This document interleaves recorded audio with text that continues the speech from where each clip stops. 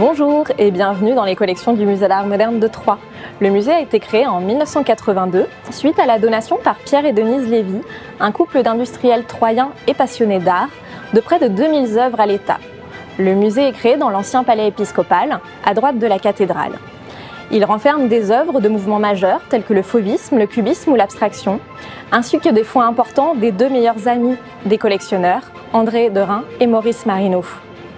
Le musée est actuellement fermé pour rénovation, mais afin que les œuvres demeurent visibles du public, elles sont présentées au sein du musée des Beaux-Arts, dit le musée Saint-Loup.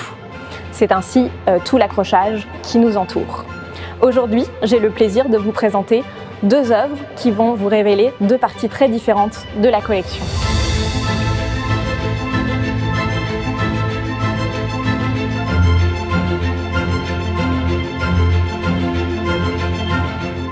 La première œuvre est un tableau de Robert Delaunay, Les Coureurs de 1924. Robert Delaunay est un artiste majeur du cubisme et notamment de l'orphisme, un cubisme coloré qui se développe dans les années 1910. Il est également important pour l'histoire de l'abstraction, aux côtés de son épouse Sonia Delaunay.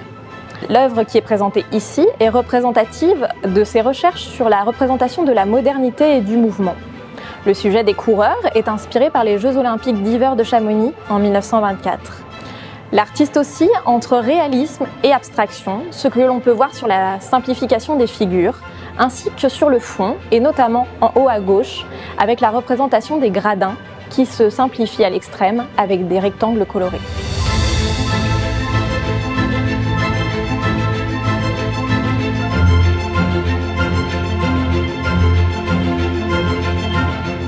La seconde œuvre que nous allons découvrir ensemble est une verrerie de l'artiste Maurice Marino, verrier troyen et proche ami des Lévy avec André Derain, qui les a aidés à constituer leur collection.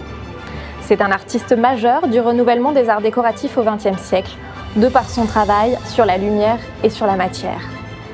Au début de sa carrière, il réalise des émaux colorés, puis il souffle lui-même ses verreries avec une forte influence de la nature dans le rendu des textures. C'est ce que représente cette verrerie, avec le thème notamment de l'hiver, et chaque flacon peut être influencé tout autant par la neige, le givre ou les flocons, comme sur ce petit vase, qui est aussi beau à l'avant et à l'arrière.